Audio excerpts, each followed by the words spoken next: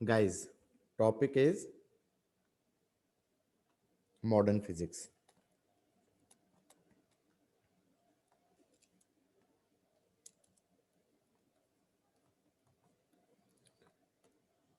वैसे modern physics में there is nothing much modern about it, okay.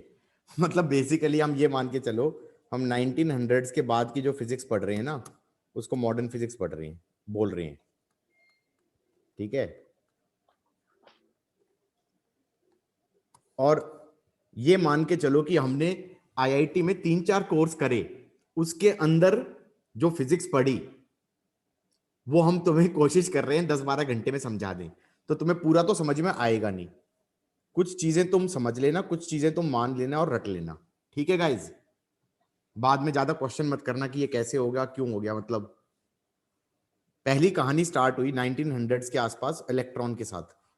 तो पहला हो गया Millikan Millikan oil drop experiment.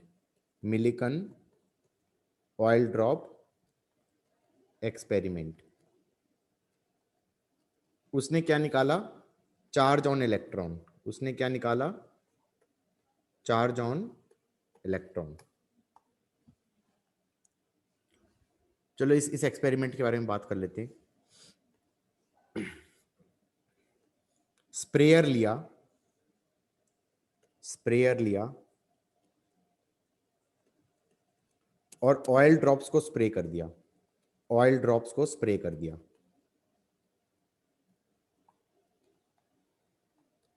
Oil drops को स्प्रे कर दिया। और ये जो ऑयल ड्रॉप्स का रेडियस है वो ऑफ द ऑर्डर ऑफ 10⁻⁻⁶ है। काफी स्मॉल ड्रॉप्स हैं, काफी स्मॉल ड्रॉप्स हैं। Is that fine guys? ये ड्रॉप्स हवा में गिरेंगी। ये कितनी वेलोसिटी से गिरेंगी? √2gh से गिरेंगी या टर्मिनल वेलोसिटी से गिरेंगी? नहीं समझ में आए भाई? पहले तो एक्सेलरेट करेंगी, फिर विस्कस फोर्स लगने लग जाएगा ऊपर की तरफ, और फिर थोड़ी देर बाद क्या अटेन कर लेंगी? ये टर्मिनल वेलोसिटी। थोड़ी देर बाद, अब किसी को याद आ रहा हो तो टर्मिनल वेलोसिटी का अगर ग्राफ बनाया था हमने तो वो ऐसा बना था, velocity as a function of t का। टेक्निकली तो टर्मिनल वेलोसिटी कभी अटेन ही नहीं होती। याद आ रहा है? Yes sir. लेकिन ये भी कह सकते हैं कि अगर रेडियस ऑफ ड्रॉप छोटा है तो ये ग्राफ कुछ इस प्रकार का हो जाएगा। रेडियस बड़ा है तो ये ग्राफ ऐसा हो जाएगा। रेडियस और छोटा है तो ये ग्राफ ऐसा हो जाएगा।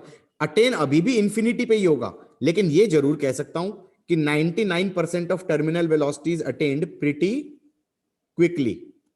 It is attained pretty quickly. So radius काफी छोटा था, इसलिए 99% almost terminal velocity is attained within few centimetres. कुछ सेंटीमीटर गिरने के बाद हम ये मान सकते हैं कि उसने टर्मिनल वेलोसिटी अटेन कर ली। अच्छा, एक और चीज याद रखना, टर्मिनल वेलोसिटी जब आती है वो बड़ी आएगी या छोटी आएगी वो भी रेडियस पे डिपेंड करता था। भाई ऐसे सोचो, मान लो क्या बोलते हैं, बॉइंट फोर्स को इग्नोर कर दें। मान लो बॉइंट फोर्स को इग्नोर कर दें,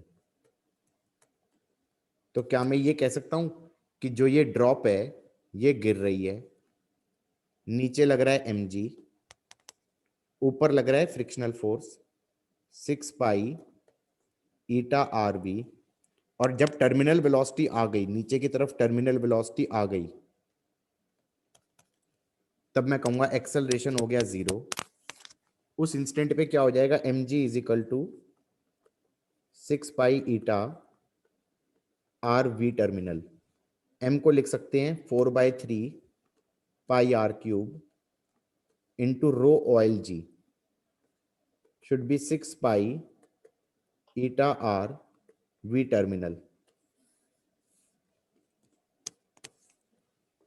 Got it? हाँ guys, 4/3πr³ ρILG is should be equal to 6π∗rv terminal। क्या मैं कह सकता हूँ v terminal will be directly proportional to radius का square also. It is also directly proportional to radius का square. हाँ या ना? तो अगर रेडियस इतना छोटा है तो टर्मिनल वेलोसिटी भी काफी स्मॉल होगी. Is that fine for everybody? तो इसका मतलब जो ये ड्रॉप्स गिरेंगी ये √2gh से नहीं गिरेंगी, ये √2gh से नहीं गिरेंगी, ये किससे गिरेंगी? टर्मिनल वेलोसिटी से गिरेंगी. अरे इन ऑयल ड्रॉप्स को छोड़ो, क्लाउड जो होते हैं वो क्लाउड का रूट जो एयर क्लाउड से जो बूंदाबांदी होती है, रेनफॉल होती है, क्या वो हमारी √2gh से गिरती हैं? लक्ष्य बेटा नहीं सर, हम तो इग्नोर कर देते हैं ना उस समय। अरे करना ही पड़ेगा, मतलब तुम नहीं गिरती हैं. 2 किलोमीटर से मान लो रेनफॉल हो रही है, 2 किलोमीटर से, तो इसका मतलब अगर √2gh होता तो मतलब √2gh हाँ और सर, तेज गिरती. मतलब ये आ रहा है 200 मीटर पर सेकंड.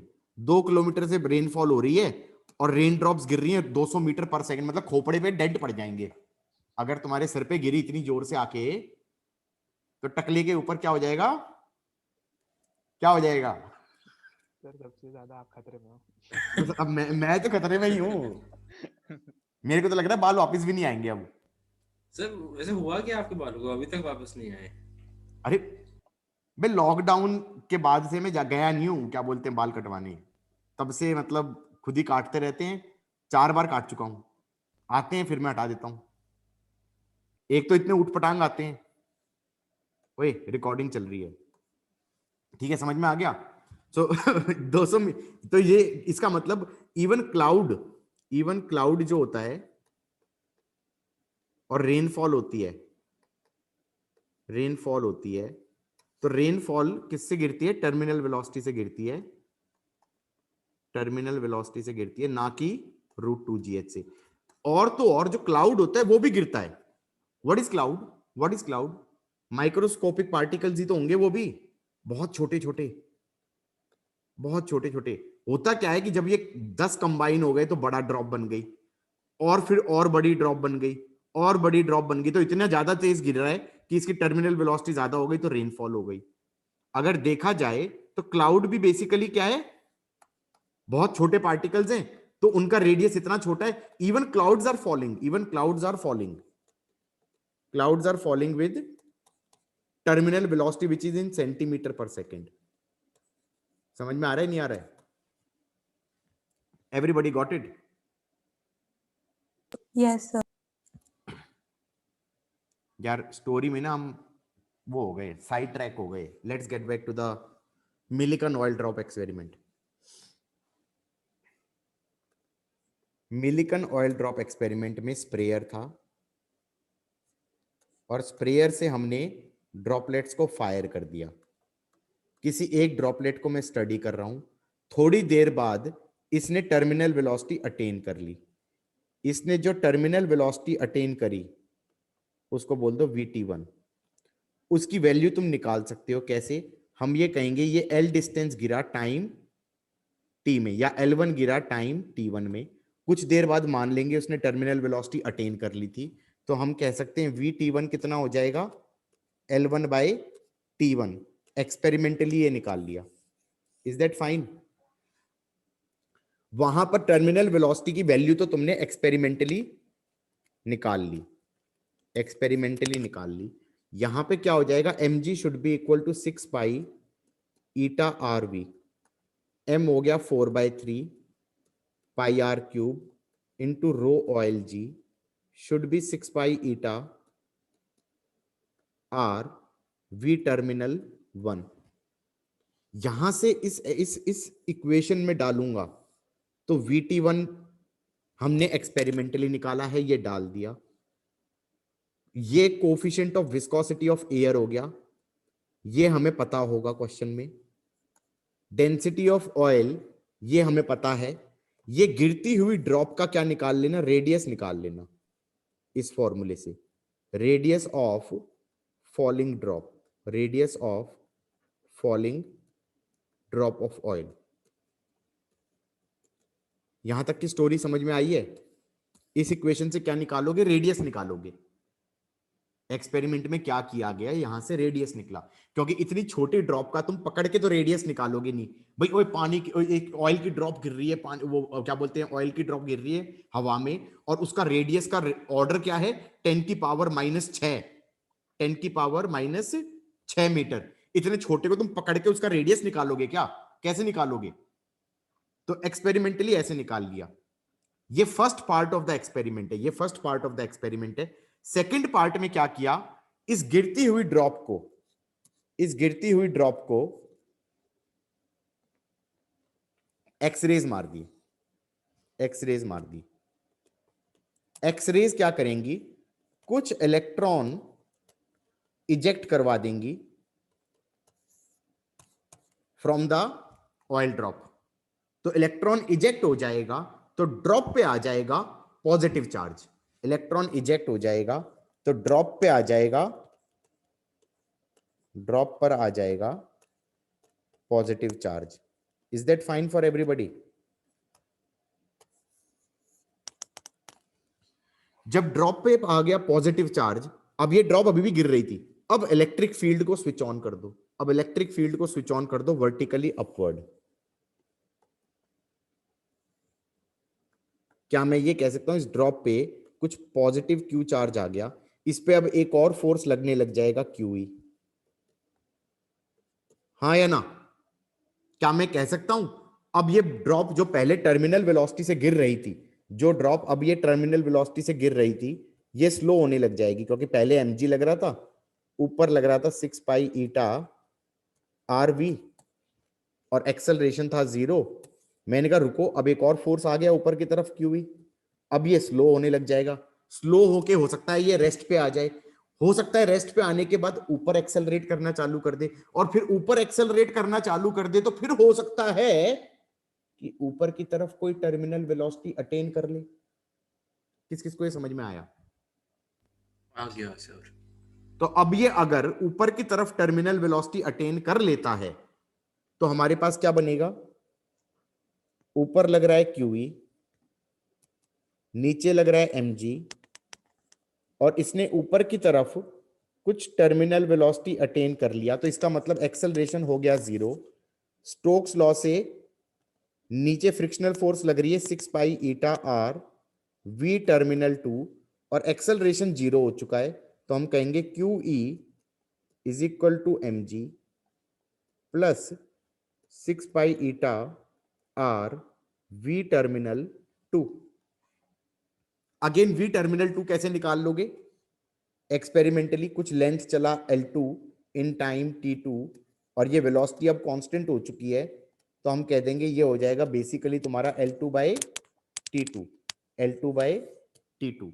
तो यहां पर इक्वेशन में क्या आ जाएगा? QE is 4/3 pi r cube rho oil g। ये वैल्यू तो पता ही थी। यहां पर 6 pi eta r v terminal 2, ये वाला r हमने अभी अभी निकाला था। कैसे? mg is equal to 6 pi eta r v terminal 1 से। बोलो हाँ, ये r निकला था, नहीं निकला था? यहां पर भी r स्क्वायर r क्यूब था, यहां पर वो r की वैल्यू पुट कर देना। इलेक्ट्रिक फील्ड हमने अप्लाई करी है, हमें वैल्यू पता है, क्या निकल जाएगा? चार्ज आ जाएगा ड्रॉप पे, चार्ज ऑन ड्रॉप। किस किस को ये समझ में आया कि इस एक्सपेरिमेंट में क्या किया गया है? इस एक्सपेरिमेंट के दो पार्ट हो गए। स्प्रेयर से ड्रॉप गिरा दी, वो गिर रही है, नीचे गिरते गिरते गिरते टर्मिनल वेलोसिटी आई, mg is equal to friction force किया, फ्रिक्शन फोर्स को 6 पाई ईटा rv लिख दिया स्टोक्स लॉ से, उससे रेट निकलेगा रेडियस। ये पहला पार्ट ऑफ द एक्सपेरिमेंट हो गया। फिर रेडियस निकल गया, अब चार्ज, अब उस पे उसको एक्सरेज मार दी ड्रॉप पे, ड्रॉप पे एक्सरेज मार दी तो उस पे कुछ चार्ज आ गया, अब उस पे इलेक्ट्रिक फील्ड अप्लाई कर दिया, अब एक नई फोर्स भी आ गई QE। अब उस फोर्स के कारण वो हो सकता है रुक जाए, हो सकता है फिर वो ऊपर की तरफ एक्सेलरेट करना चालू कर दे, क्योंकि your QE might be greater than mg। अब क्या होगा कि ऊपर की तरफ टर्मिनल वेलोसिटी अटेन कर ली, ऊपर की तरफ टर्मिनल वेलोसिटी अटेन कर ली, तो हम कहेंगे QE should be equal to mg plus friction force. हाँ या ना? इसके अंदर फ्रिक्शनल फोर्स में 6 pi eta rv, v terminal तो निकल जाएगा एक्सपेरिमेंटली, रेडियस हमारा first part of the experiment से निकल गया, और mg भी हमने first part of the experiment में निकल चुका था, और QE, E हमने अप्लाई किया है, चार्ज निकल जाएगा। ये चार्ज की वैल्यू हमेशा मल्टीपल ऑफ 1.6 इंटू 10 की पावर -19 आती है। सो वी कैन कंक्लूड कि smallest unit of charge will be 1.6 into 10 की पावर -19। कभी एक इलेक्ट्रॉन निकला होगा तो नेट चार्ज क्या होगा? +E। हाँ, क्योंकि इलेक्ट्रॉन तो निकल गया ना, तो प्रोटॉन का चार्ज रह गया।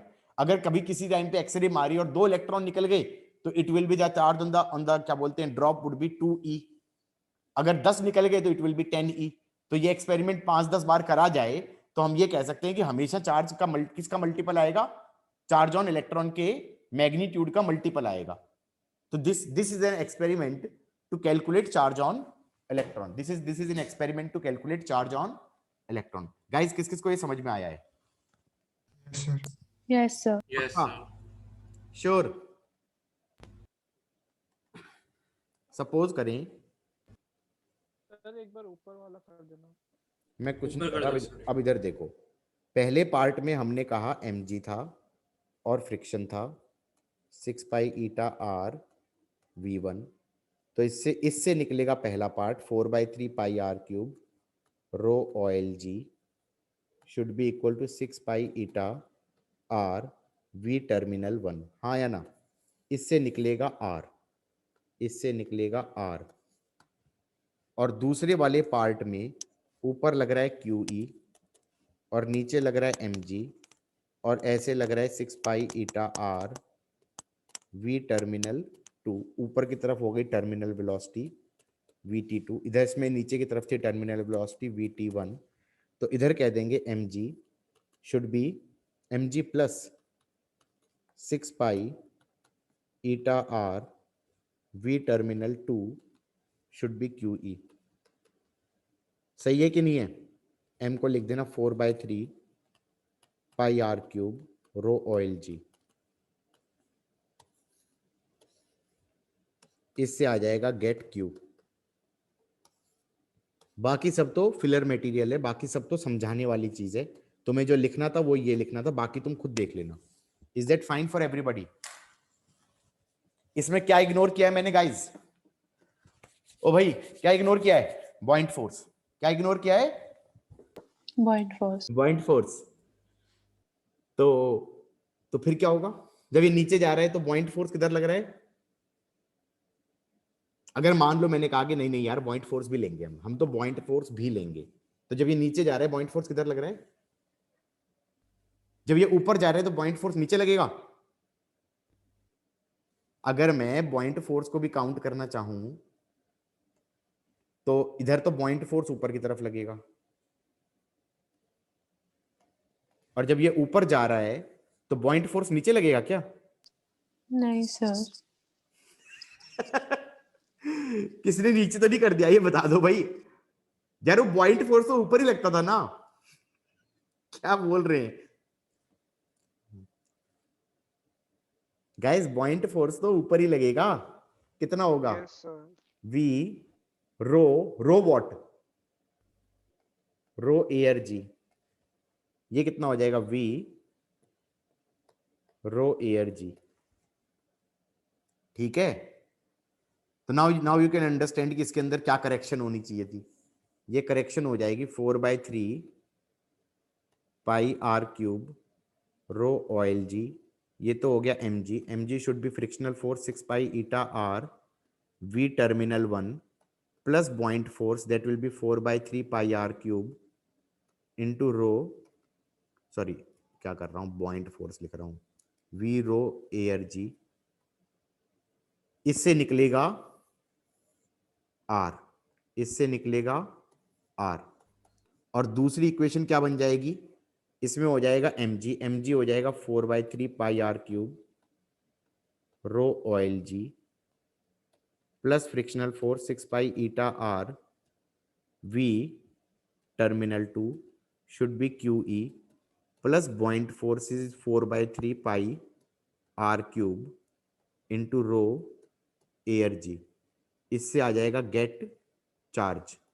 This charge will always come out to be a multiple of charge on electron. This will always come out to be a multiple of charge on electron. Done guys?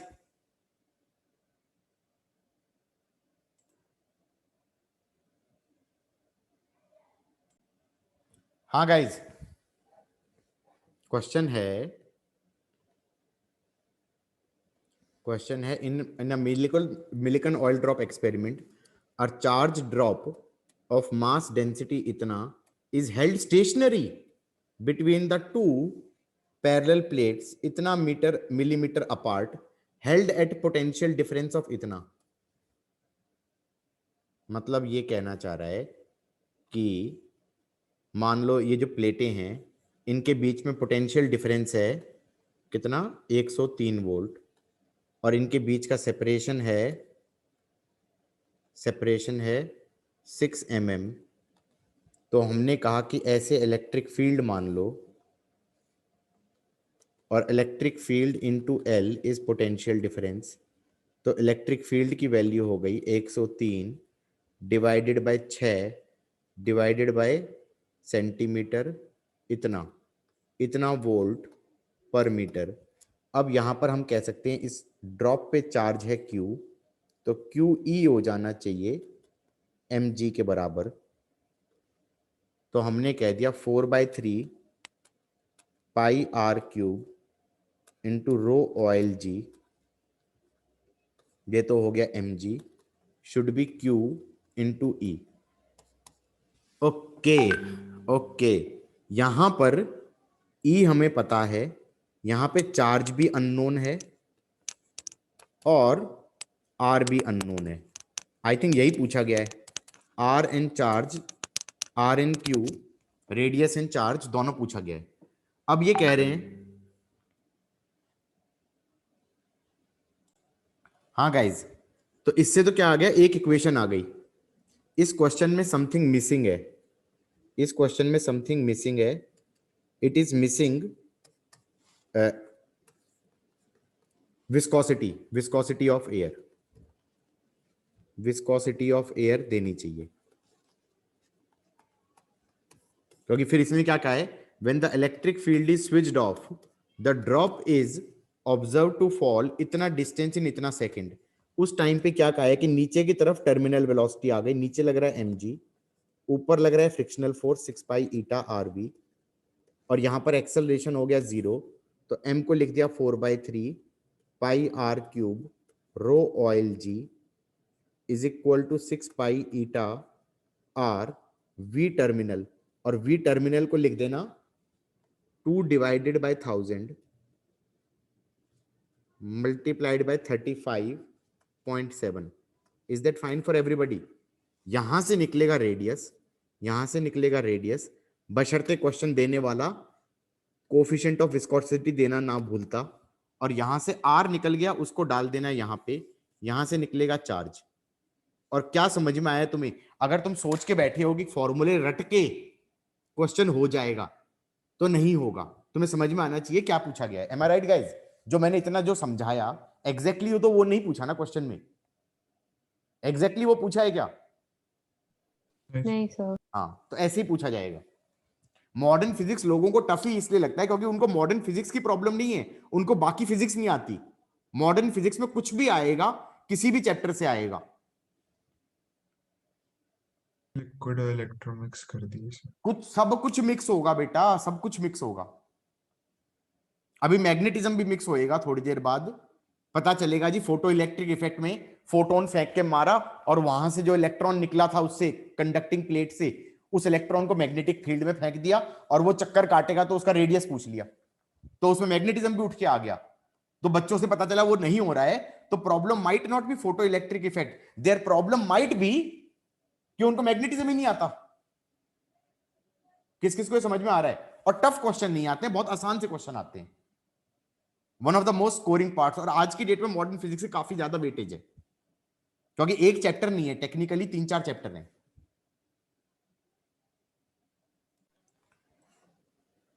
दूसरा था guys Thompson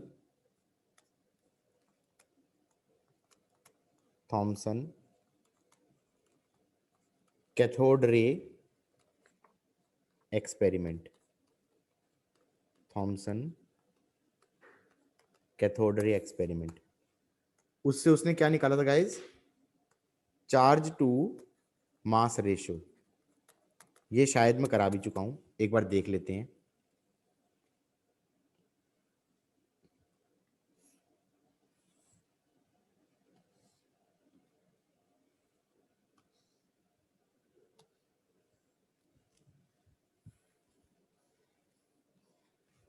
ये बहुत high potential difference लगाया, ये बहुत high potential difference निकल लगाया।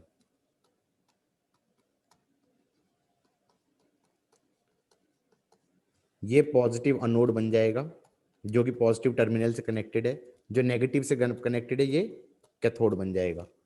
यहां पर अंदर इलेक्ट्रिक फील्ड बन जाएगी पॉजिटिव से नेगेटिव, पॉजिटिव से नेगेटिव। सही है गाइज? हाँ सर। सर यहां पर जो कैथोड है इसके अंदर जो इलेक्ट्रॉन्स हैं वो उनके ऊपर फोर्स किधर की तरफ लग रहा है गाइज? मान लो यहां पे कोई इलेक्ट्रॉन है, इस पे फोर्स लग रहा होगा, नेगेटिव चार्ज है ना ये, इस पे फोर्स लग रहा होगा opposite to the direction of electric field, ऐसे लगेगा फोर्स ई। हाँ या ना? अगर ये फोर्स ज्यादा है तो ये इस कंडक्टर से इजेक्ट हो जाएगा, ये इस कंडक्टर से, ये कंडक्टर से इजेक्ट हो जाएगा। और ये अगर कंडक्टर से इजेक्ट हो जाएगा तो यहां पर इसकी वेलोसिटी कितनी है गाइस? यहां पर इसकी वेलोसिटी है 0, यहां पर इसकी वेलोसिटी है 0। जब ये पूरा लेंथ L तक एक्सेलरेट करेगा इलेक्ट्रिक फील्ड के कारण, यहां पे आते आते इसकी वेलोसिटी कितनी हो जाएगी गाइस? कंजर्वेशन ऑफ एनर्जी लगा दूं, कंजर्वेशन ऑफ एनर्जी लगा दूं, ये कह सकता हूं charge into potential difference is gain in kinetic energy. Charge into potential difference is gain in kinetic energy. किसी को ये अच्छा नहीं लगा, मान लो कि ये सर ने क्या लगा दिया, तो वैसे सोच लो, ये कह सकता हूं कि यहां पर एक्सेलरेशन कितना हो जाएगा? E by m. यहां पर वेलोसिटी क्या हो जाएगा? यहां पर वेलोसिटी हो जाएगा v square is 0 square plus 2a, displacement हो गया l। गॉट इट और नॉट? इसे कह सकता हूं v स्क्वेयर इज 2a को क्या लिख सकता हूं? E by m into L. E into L को क्या बोल सकता हूं? Potential difference, that is 2 ev by m is v square. दोनों से सेम आया है, नहीं आया? हालांकि कंजर्वेशन ऑफ एनर्जी वाला बेटर था, हालांकि कंजर्वेशन ऑफ एनर्जी वाला बेटर था कि charge into potential difference is gain in kinetic energy, is gain in kinetic energy. Is that fine for everybody? Yes, yes sir. समझ में आ गया ना? यहां पर कुछ वेलोसिटी आ गई, यहां पर कुछ वेलोसिटी आ गई, ये कह सकते हैं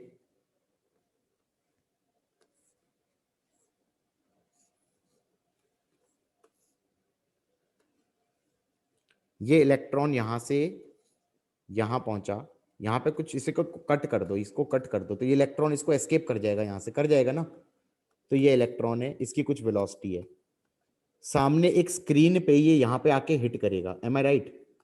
कहां पे आके हिट कर रहा है? यहां पे आके हिट कर रहा है।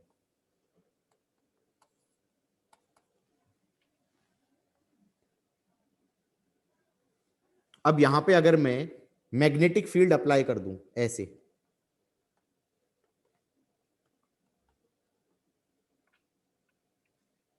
तो क्या होगा? V cross B, q v cross B ऊपर डिफ्लेक्ट ना होके नीचे हो जाएगा।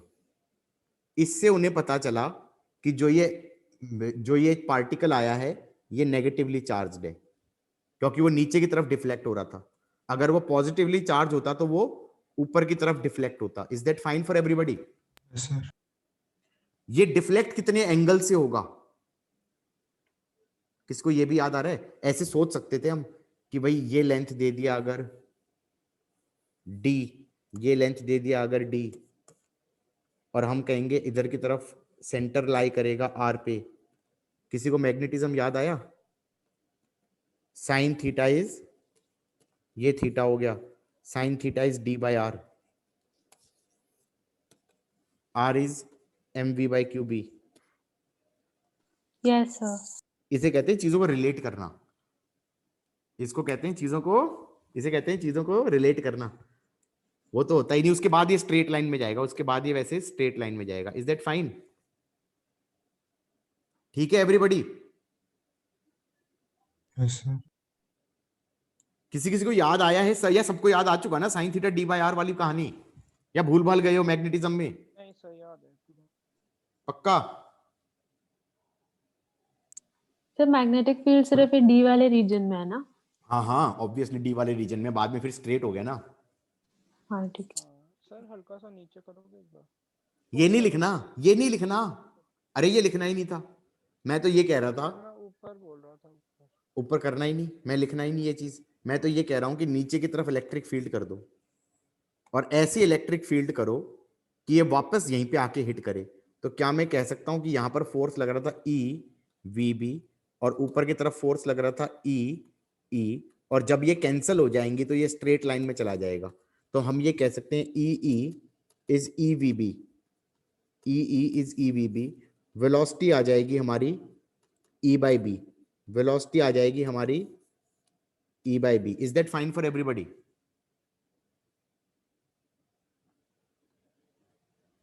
हमारे पास फॉर्मूला था e V is half m v square, half m velocity का square, charge to mass ratio, charge to mass ratio निकालने के लिए वी स्क्वायर बाय 2v लिख देंगे। बेटा ध्यान रखना ये वेलोसिटी है और ये पोटेंशियल डिफरेंस है जिससे एक्सेलरेट किया था, ये पोटेंशियल डिफरेंस है जिससे एक्सेलरेट किया था। वेलोसिटी को लिख देंगे e बाई बी, तो ये आ जाएगा E square by 2v B square. ये सारी चीजें हमने अप्लाई करी हैं, इलेक्ट्रिक फील्ड हमने लगाई, मैग्नेटिक फील्ड हमने लगाई, पोटेंशियल डिफरेंस हमने लगाया, चार्ज टू मास रेशो की वैल्यू निकल के आ गई। डन। एक काम करते हैं, इससे निकाल लेते हैं चार्ज टू मास रेशो, और पिछले एक्सपेरिमेंट से निकाला था चार्ज, उसकी वैल्यू डालेंगे तो मास ऑफ इलेक्ट्रॉन भी आ जाएगा। कितना होता था? 9.1 इंटू 10 की power -31 kg। Everybody got it? Yes sir. So that is the story. क्या कह रहे थे? ऊपर कर दो। ओके